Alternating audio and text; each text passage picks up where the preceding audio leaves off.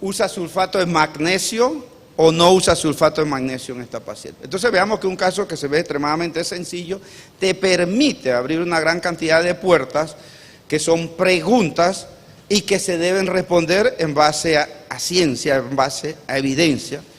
Veamos entonces. El objetivo general, es un consenso general del tratamiento de la hipertensión, se basa en que tratando la hipertensión se disminuye el riesgo materno. Usando antihipertensivos disminuimos el riesgo materno. Usando medicamentos que disminuyan los niveles de presión arterial, se disminuye el riesgo materno. Esto es un consenso general. Entonces, sí, si llego a niveles de presión arterial que no son los usuales en esa paciente, yo debo bajar la presión arterial. Ha sido algo usado desde hace más de 100 años en el manejo de la presión en mujeres embarazadas.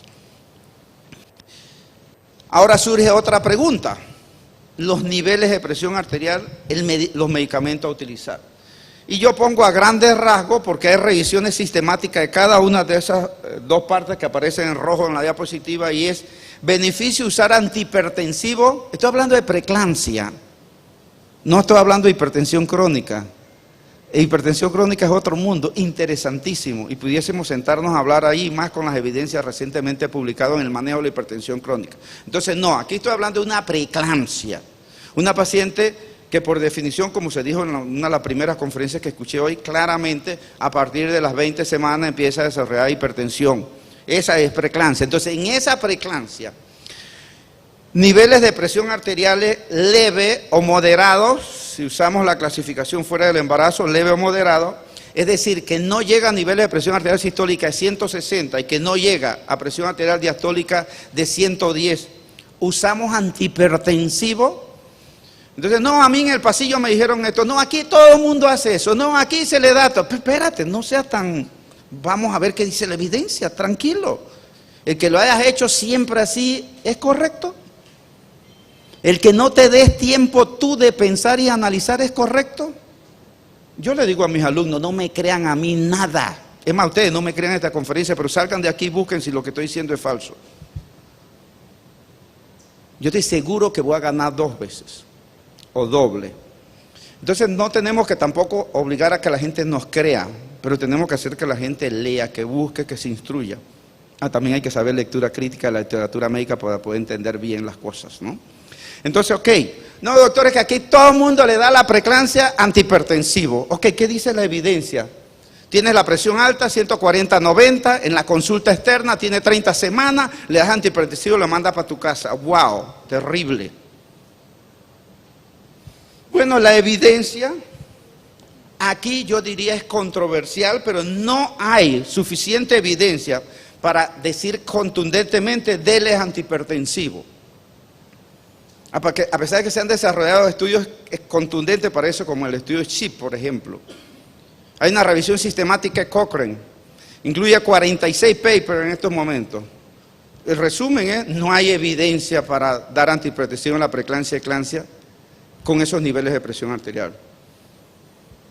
El boletín del Colegio Americano 2019, no hay evidencia para dar antihipertensivo en esas pacientes con esa presión. Preeclampsia, ¿por qué? Porque no hay ninguna prueba que mejora los resultados perinatales, que evita que progreses a preeclampsia severa. Es que es preeclampsia leve, entonces para que no llegue a severa le doy antihipertensivo. Que eso evita los desprendimientos de placenta, que eso evita la mortalidad perinatal, que eso acorta el tiempo hospitalario. No. ¿Sabe qué significativamente se ha encontrado? Que hacen menos crisis hipertensiva posterior. Pero este es un tópico que basado en pruebas, yo no puedo decir dale antihipertensivo. Pero tenemos que estar claros en algo, este tópico necesita más investigación, se necesita más aporte, con estudios controlados y actualizados bien hechos. Pero, ¿puedo decir que debemos antihipertensivos? La respuesta es no, no tengo evidencia. Doctor, pero aquí le damos a todo. Ok. Pero eso se ha probado que no disminuye los riesgos de las pacientes con esos niveles de presión arterial. Pero yo te puedo decir algo, incluso el darle antihipertensivo te genera una tranquilidad incorrecta, una sensación de seguridad incorrecta. Doctor, que tiene 140/90, le doy tanto antihipertensivo y mire que ahora está bien, no tiene ningún síntoma, está en 110/70 la presión. La preeclampsia es un síndrome. La presión arterial es un signo que forma parte del síndrome. Y yo puedo bajar los niveles de presión arterial y el síndrome continuar. Y no darme cuenta, y por eso hay que, ¿por qué me convulsionó esa paciente si tiene 110/70? Atiborrán antihipertensivo, pero la preeclampsia sigue. Entonces, erróneamente nos da sensación de seguridad, en algunos casos, porque has controlado los niveles de presión arterial, pero sigue evolucionando el síndrome que se llama preeclampsia. El estudio MEXPRE, a lo mejor algunos lo conocen aquí, el estudio hasta el día de hoy más grande de manejo conservador de preeclampsia severa lejos del término, se hizo en Latinoamérica, dirigimos ese estudio, y ahí nosotros le dábamos la opción al médico tratante en el grupo que se le dio manejo conservador, preeclampsia severa, manejo conservador, usar o no usar antihipertensivo. Eso lo dejamos a criterio, parte del protocolo, en las pacientes que se asignaban, un estudio controlado, al manejo conservador. Hicimos un subanálisis en las pacientes que le habían dado antihipertensivo y curiosamente en manejo conservador, en esa paciente que le habían dado antihipertensivo le fue peor. Porque, como decimos en Panamá, te explotó el balón en la cara. Te diste cuenta cuando ya la paciente estaba complicada. Pero bien, argumentando ciencia, no hay evidencia que nos permita sugerirlo, recomendarlo, pero yo en particular creo que ese tópico necesita más investigación. Hipertensión severa, pero eso no es ni para discutirlo.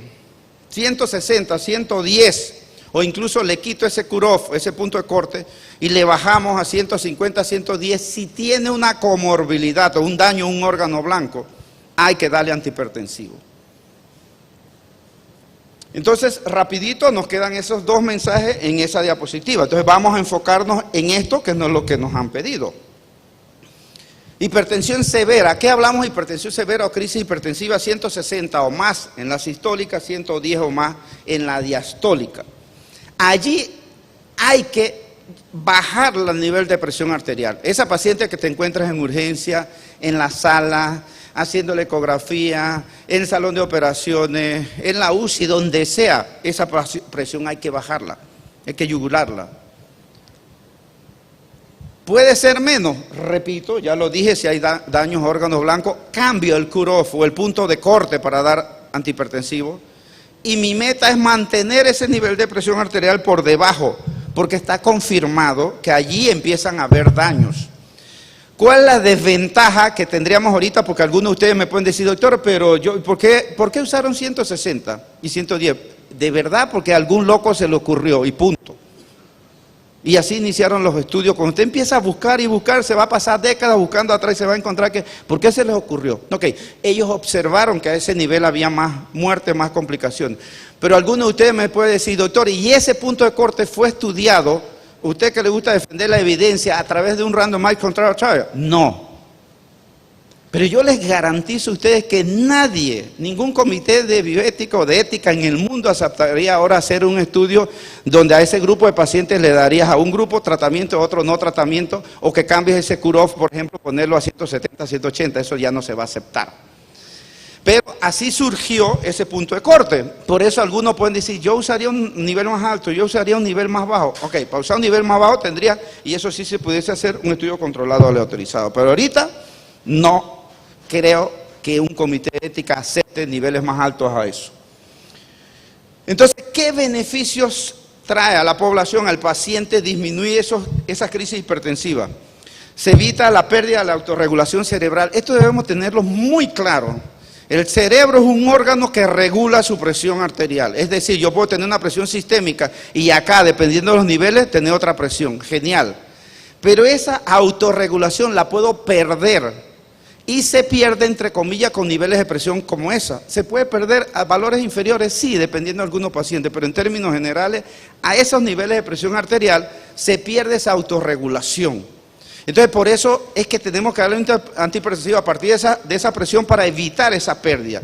Hay más stroke o hemorragias cerebrales, sí, a partir de eso. Incluso James Martin, que deben conocerlo, falleció el año pasado, James Martin, líder de síndrome HELL, él publicó un estudio curiosísimo donde probó que el punto de corte a 155 era el que generaba más stroke o menos stroke, 155 milímetros de mercurio. Pero eso lo hizo de una corte interesantísima. Entonces evitas stroke, evitas edema pulmonar, fallas cardíacas que se observan cuando la paciente sobrepasa sus niveles de presión arterial. Llevas 3 razones de justificación, pero además evita falla renal, falla hepática, evita el punto número 5 enfocado a obstetricia, distrés fetal, desprendimiento de placenta. Sí, hay una relación directa entre niveles de presión arterial y crisis hipertensiva y el desprendimiento de placenta. Puedes encontrar las presiones más bajas, está bien, pero se ha probado que esos niveles de presión son los que facilitan el que ocurran estas complicaciones. Entonces tenemos múltiples razones por las cuales necesitamos, tenemos que darle antihipertensivo a la paciente con preeclampsia y eclampsia que tengan 160 o más, 110 o más. Ahora, en rojo pongo ahí, o tratando la hipertensión severa, ¿se puede evitar muertes fetales, muertes maternas? Sí, contundente. Y es la razón por la cual no podemos permitir que esta paciente con preeclampsia, eclampsia, lleve o maneje presiones superior a esta que hemos señalado. Ahora, ¿estamos claros? Estoy justificando, explicando por qué hay que darle antihipertensivo. Pero surge de una vez la duda, ¿y hasta cuándo? Y aquí viene otro problema, y sobre todo lo veo mucho con obstetras. Doctor, es que la presión sigue en 140-90, pero espérate, ¿y tú qué quieres? ¿Que te da 110-70? Pero no puede ser, si es una preeclampsia. Entonces queremos llevar la presión a valores normales antes de la preeclampsia. No, lo que queremos es evitar que esté en crisis hipertensiva. Y por eso es ideal que mantenga, y debe saber que si es una preeclampsia, esa presión oscilando 140, 155, excepto tenga un daño a órgano blanco que ya expliqué. Presión arterial diastólica estén por debajo de 105, por debajo de 100, ideal, 90 o más. Entonces 140, 90, si es preeclampsia. ¿Por qué quieres presiones más bajas? Entonces por eso es que algunos bajan o yugulan la crisis hipertensiva y además le mantienen antihipertensivo oral para mantener presiones por allá abajo, que no se ha probado que sea beneficioso. Lo que hay que evitar es la crisis hipertensiva. Por lo menos así están todos los estudios controlados y autorizados que se han hecho para tal fin. Perfecto. Hemos probado qué pasa si hay crisis hipertensiva.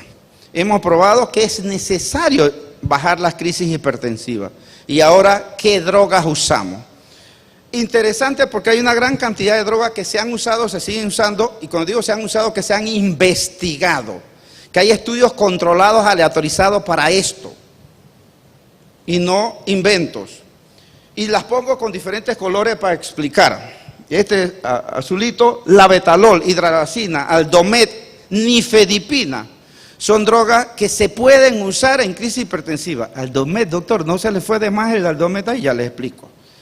Pero esas que están en azul se pueden usar para crisis hipertensiva. Se ha investigado urradipina, ketanserin, urapidil, y teníamos al principio interés muchísimo en urapidil, no probó ser lo que queríamos, pero estas drogas probablemente ameritan un poco más de investigación en crisis hipertensiva, en preeclampsia, eclampsia, sin embargo no son recomendadas hoy día. Y en rojo pongo las que no debiéramos usar, excepto no tengamos nada más para crisis hipertensiva. Diazóxido. La única forma es que no tengas otro antihipertensivo y que lo hayas usado en forma correcta, que ya voy a explicar eso. Nitroprusidato. La única forma es que no tengas ningún otro antihipertensivo o lo hayas usado, los que tienes en forma incorrecta.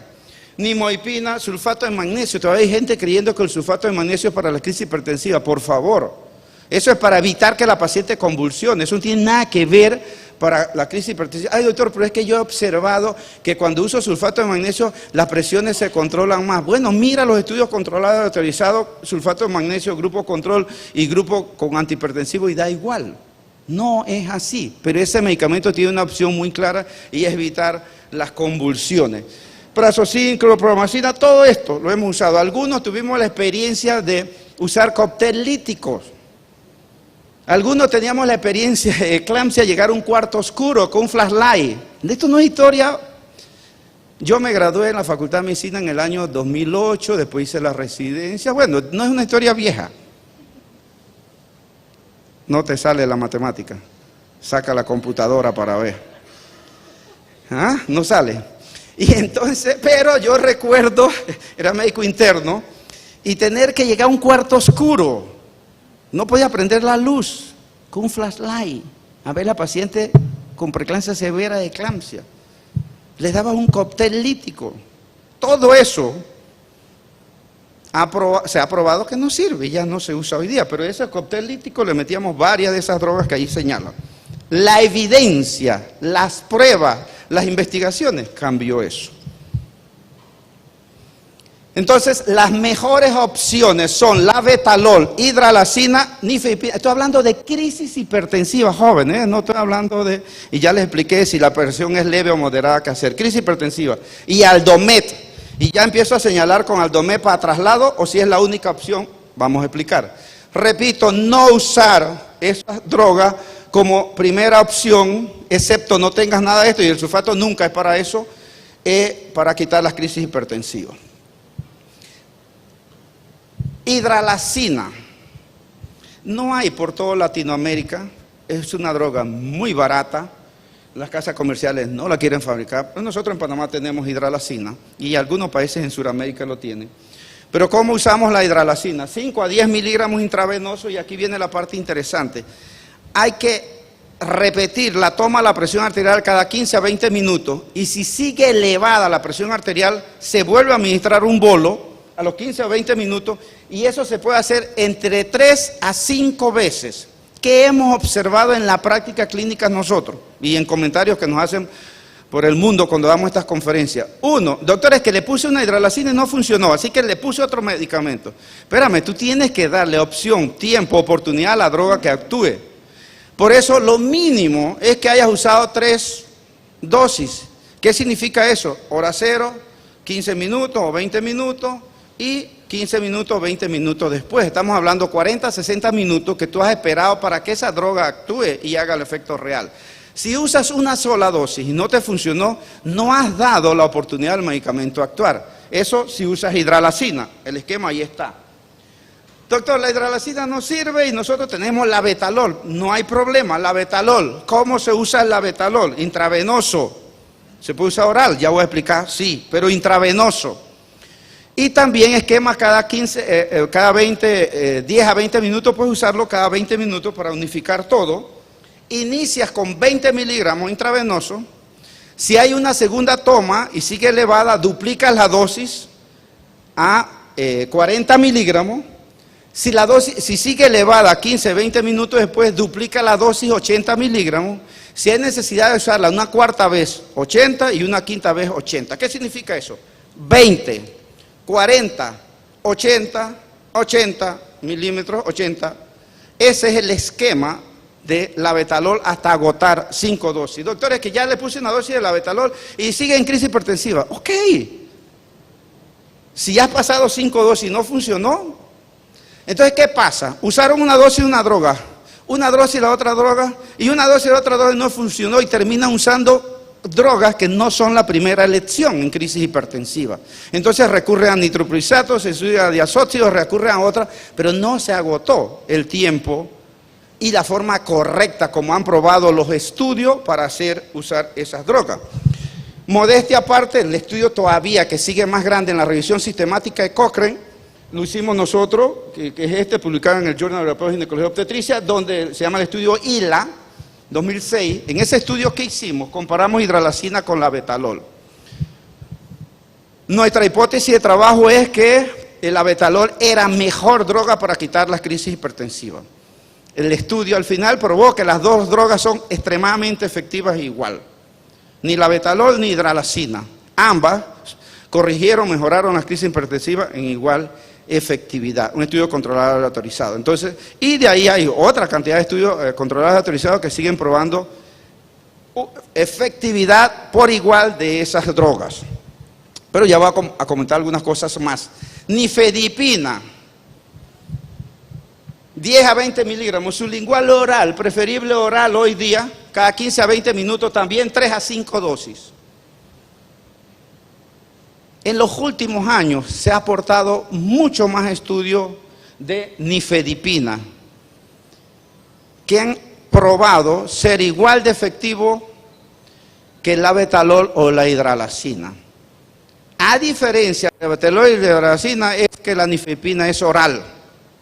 Por supuesto, si tenemos una paciente en malas condiciones para la vía oral, ahí ya no podríamos recurrir a ella. El estudio más reciente de esto, el estudio que publica Thomas Esterling, agosto del 2019, un estudio hecho en India. Para mí fascinante ese estudio. ¿Por qué?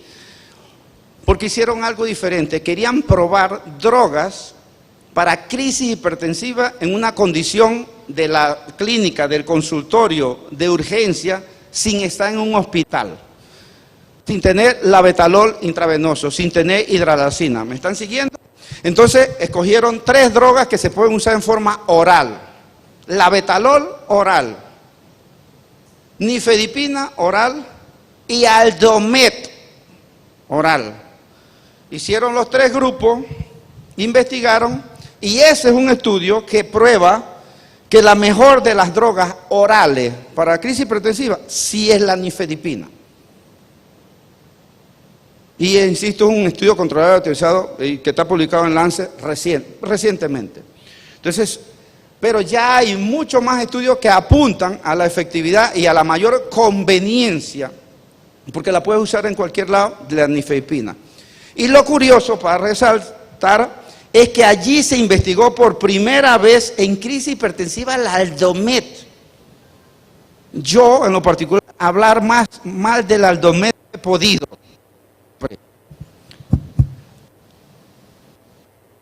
Hasta ahora, para ese estudio, ¿qué pasó? Agarraron 2 tabletas de 500 miligramos, crisis hipertensiva, y le daban 1000 miligramos oral a la paciente. Eso disminuyó la crisis hipertensiva en 76%. O sea, de 4 pacientes con crisis hipertensiva, a 3 le quitaba la hipertensión. Similar al labetalol oral. Un poco inferior a la nifedipina fue superior. Pero impresionante porque por primera vez hay un paper, un estudio bien diseñado, bien hecho, y por un gran investigador de preeclampsia como es Thomas Esterling, que prueba que usar la Aldomet en crisis hipertensiva es una opción. Recuerden que esta es una droga conocida hace mucho tiempo que lastimosamente la sigue usando mucha gente de hipertensión crónica, donde no sirve para nada. Vean el estudio que acaba de salir ahorita en New England Journal of Medicine sobre el manejo de hipertensión crónica con antihipertensivos, y vean cómo usar antihipertensivos correctos. Sí muestra una utilidad de los antihipertensivos en hipertensión crónica de esa leve. Eso cambia toda la evidencia que conocíamos hoy día, pero bueno, ese es otro capítulo. Entonces aquí, para crisis hipertensiva, se muestra que 1 gramo de Aldomet es una alternativa oral en una condición donde no tenga las otras drogas. ¿Cuál es el problema? Que el punto de corte final para medir la variable primaria en este estudio era 6 horas. Y a las 6 horas era el tiempo suficiente para que el paciente llegara al hospital donde lo van a atender. Y allá hay labetalol, allá hay hidralazina, allá hay nifedipina. Entonces no puedo decirles qué pasa después de las 6 horas, si podemos usarlo o no usarlo. Hay que hacer otro estudio para poder probar eso. Pero eso te permite, que es la condición en India y en muchos países latinoamericanos, en muchas de nuestras ciudades en Latinoamérica, de que el paciente no está en un hospital y tiene una crisis hipertensiva. ¿Cómo hacemos mientras? Y solo tengo Aldomet. Y entonces antes decíamos, ¿cómo vas a dar Aldomet? 1 gramo de Aldomet es efectivo en un 76% para quitar las crisis hipertensivas. Por eso lo ponemos ahí como una opción y lo señalamos en rojo para explicar lo que acabo de explicar. Estos network metaanálisis, que hoy día ya el metaanálisis no es face to face o un metaanálisis donde comparas una droga con otra droga. Ahora puedes hacer metaanálisis comparando o mimetizando el uso de varias drogas simultáneos. Este metaanálisis en esta forma nos prueba que no hay la menor duda que tú tienes 3 opciones para quitar la crisis hipertensiva en preeclampsia y eclampsia. Y esas 3 opciones son nifedipina, labetalol y la hidralazina. Allí no está incluido el Aldomet por la condición que le acabo de decir. Entonces, no solo tienes una droga, tienes 3 opciones, pero tienes que saber usarla. Doctores, que no tengo ninguna de esas 3 ni Aldomet, entonces un buen rosario y dale lo que tenga, eso no hay ningún problema. Pero debes procurar administrativamente, por gestión, a tener mínimo una de esas 3 drogas. Hay hospitales o instituciones donde pueda que las tengamos todas, pero hay instituciones que si no tienen ninguna de esas, doctor, ¿cuál uso? Esas son las que han probado ser efectivas. Doctor, que el labetalol es mejor, ¿quién dijo eso? Que la hidralazina es mejor, ¿quién dijo eso? Que la nifedipina es mejor, ¿quién dijo eso? Las 3 drogas. ¿Y cuál es mejor de las 3? La que usted tenga.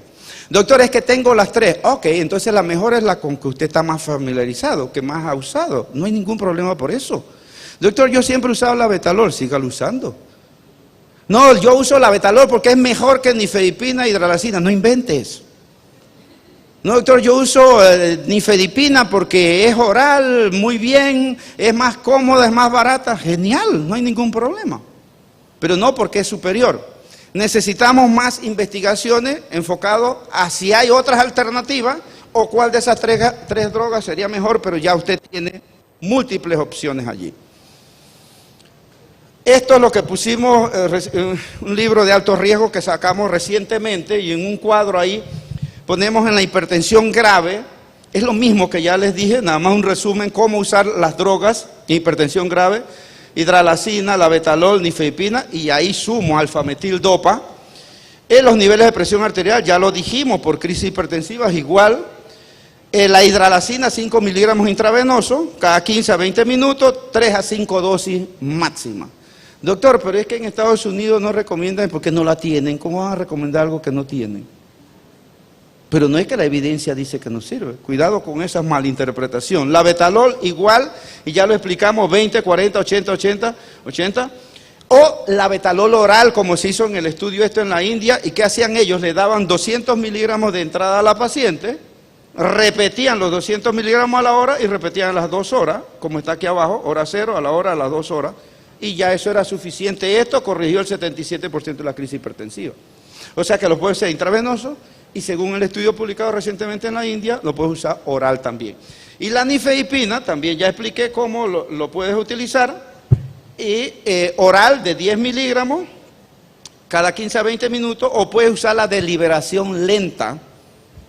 Ese estudio de hipertensión crónica que acaba de salir es usando la nifedipina de liberación lenta. Esto para hipertensas crónicas. Pero aquí, en preeclampsia, en el estudio que se hizo en la India, ellos ¿qué hacían? Usaban la nifedipina de liberación lenta. Entonces le daban también la dosis inicial a la hora 0, después a la 1 hora y 2 horas, igualito como hacían con el labetalol, y veían los resultados. En el caso del Aldomet, solo daban una dosis de 1000 miligramos y ya. A diferencia de esta, que había que dar más dosis, y obvio que ya llegaba al hospital y podía seguir administrando cualquiera de esas, la Aldomet o la alfametil-dopa fue solo dosis única. Ese cuadro entonces le deja la opción a usted cuál droga tiene, cómo debiera usarla. No es que nada más usé una y sigue en crisis hipertensiva, doctor, entonces mejor cambio para la otra. Ese es parte del problema. Pregunta de examen. ¿Cuál es el mejor tratamiento existente para la crisis hipertensiva en embarazada? Evidencia, pregunta de examen.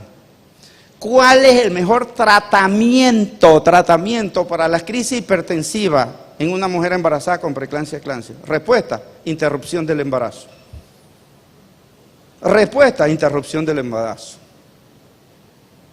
Ahora, ¿cuál es la mejor droga o medicamento para crisis hipertensiva en una embarazada? Cualquiera de esas 3. ¿Por qué digo esto? Porque hay pacientes con una droga y pasamos a la otra droga y sigue en crisis hipertensiva, está embarazada, interrumpa el embarazo. El 80% de las crisis hipertensivas, 70-80% ocurre con el bebé adentro. No estoy negando crisis hipertensiva posparto, por favor. Tenemos también un randomized control trial hecho posparto. Y un 20 a 30% hace crisis hipertensiva posparto. Pero la gran mayoría la resuelve interrumpiendo el embarazo. De hecho, es un criterio de inestabilidad, crisis hipertensiva. Interrúmpelo y mira cómo va a hacer eso. Entonces, por eso, el mejor tratamiento para la crisis hipertensiva es sacar bebé, sacar placenta. Eso no lo dude. Pero si la pregunta es cuál es el mejor medicamento, ahí tienes 3 opciones, cualquiera de ellas según la evidencia. Entonces, llegamos al caso nuevamente.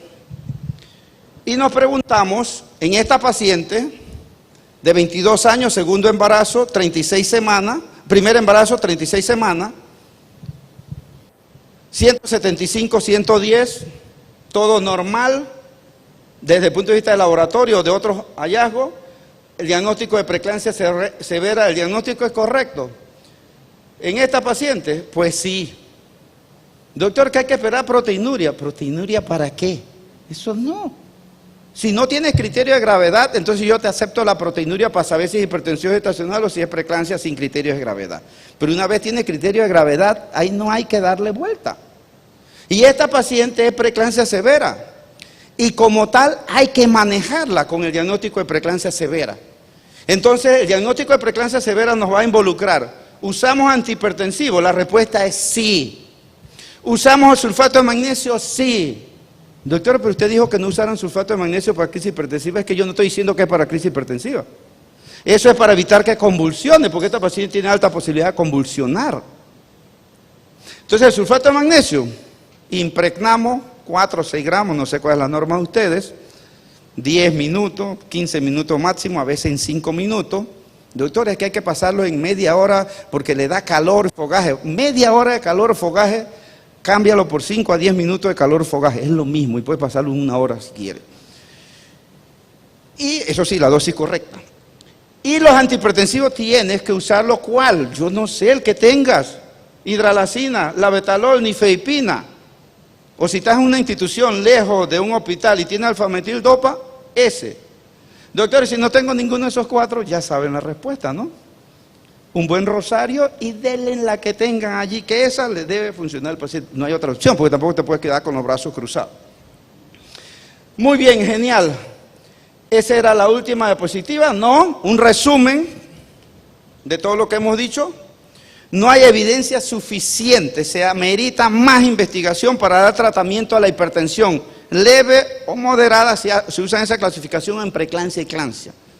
Es decir, es preeclampsia y le tenemos que dar antihipertensivo, ya expliqué y dije cómo eso yugula la presión, pero el síndrome sigue, cómo eso te puede autoengañar o enmascarar condiciones del paciente, ¿ok? Eso hay que seguirlo investigando a través de estudios controlados y autorizados que aporten más. Sin embargo, la revisión sistemática de Cochrane de 46 papers no prueba beneficio de eso. El tratamiento de la hipertensión severa sí evita complicaciones maternas, fetales, y estas pacientes deben estar hospitalizadas. Por eso la captas en un lugar X, dale el tratamiento y envíala al hospital. Por eso que se hizo ese estudio en forma oral. Porque ¿qué pasaba? Muchos médicos, atención primaria, captan la preeclampsia con crisis hipertensiva y vaya de aquí, señora, la despachan de ahí, que allá en el hospital vean qué hace. Esa paciente debe ser enviada con un tratamiento.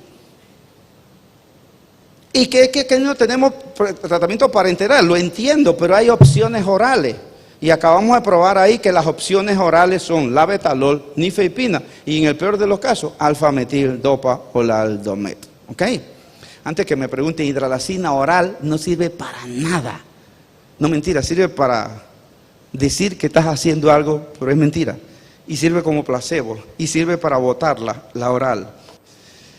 Entonces, las opciones que tiene son labetalol, hidralacina, nifedipina, son de elección. La alfametil-dopa ya expliqué, si no hay otra opción. Y por supuesto que usted debe escoger, si tiene todas, con las que se sienta más seguro, más familiarizado, que más tiempo ha usado. Yo me voy a fijar y voy a defender esa postura. Pero no hoy día que una es mejor que la otra, probablemente, y es lo que se está defendiendo, a diferencia de Estados Unidos, porque tampoco la tenían, la nifedipina oral probablemente es una de las mejores alternativas porque yo puedo cargarla aquí, ¿ve? Cargarla aquí y dársela al paciente. Usted me puede decir, también puede cargar la betalol oral, pero la nifedipina es superior a la betalol oral. Entonces, tal vez por eso hay varios estudios, y hay un par de estudios que evalúan la hemodinámica de la paciente y pareciera un mejor perfil con la nifedipina. Sin embargo, yo no quiero alejarme de lo que dice la evidencia y le sigo manteniendo esas 3 drogas como opción. Muy bien, jóvenes, un mensajito final, algunos de ustedes ya lo conocen, dice Gustavo Malagón Londoño, colombiano, autor de un libro de administración de hospitales, que el mejor libro para la enseñanza en el posgrado, y yo digo también en el posgrado, es el ejemplo del docente. Eres tú como docente. Tú no tienes idea lo que tú impactas a tus alumnos con tu ejemplo. Entonces, ¿qué enseñamos los docentes? Asistencia, vamos y cumplimos con nuestro horario de trabajo todos los días, o a veces vamos, a veces no vamos. ¿Qué dice el interno y residente? Algún día yo seré el especialista, porque esos vienen cuando les da la gana. Entonces, eso es lo que estamos enseñando. Puntualidad, siempre estás ahí puntual, primero que ellos, o llegas de último y te vas de primero. ¿Qué le estás enseñando al interno y residente? Algún día yo seré especialista, porque eso es lo que ellos hacen. Llegan temprano, se van. Respeto a los pacientes y a los colegas. Hablas mal de los pacientes. Eso va a aprender el interno y el residente. Hablas mal de los colegas. Pero ustedes no se han dado cuenta que a veces los colegas parecemos como amebas, nos movemos todos juntos así, ¿eh? Porque donde sale uno de allí vamos a empezar a hablar mal de eso. Pero si ahí hay un interno y un residente, no puede hablar, ¿verdad? Pero ¿qué dice él? Algún día yo seré especialista para hablar mal de él. Eso es lo que le estamos enseñando.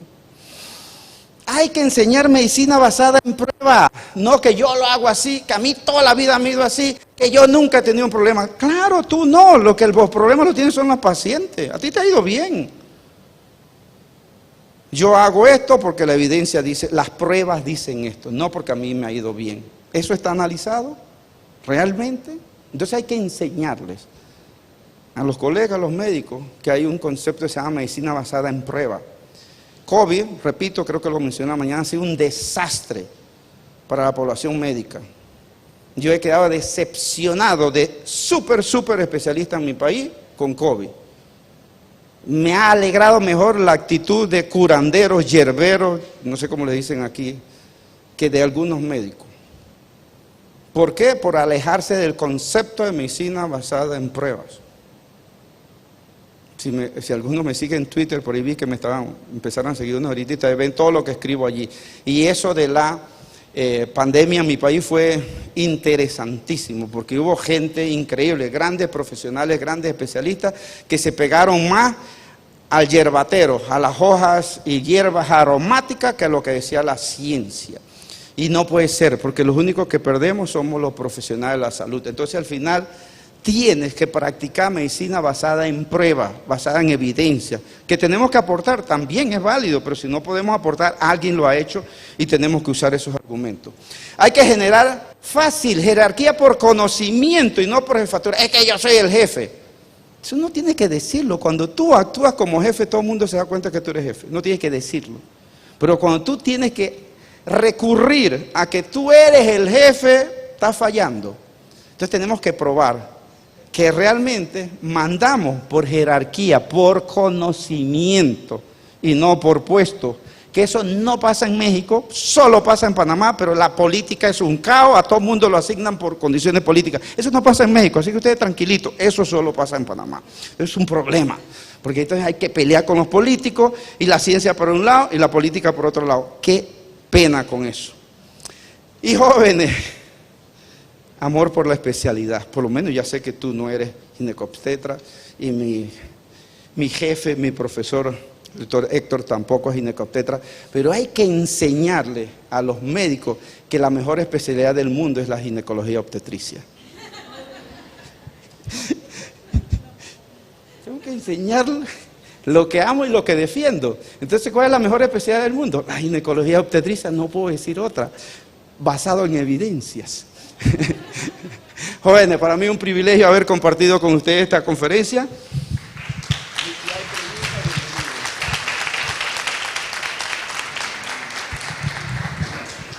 Antes de agradecer al doctor, no sé si alguien tenga alguna pregunta. Doctora.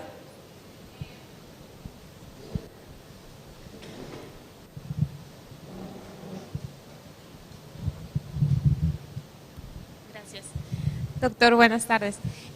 Yo también soy internista.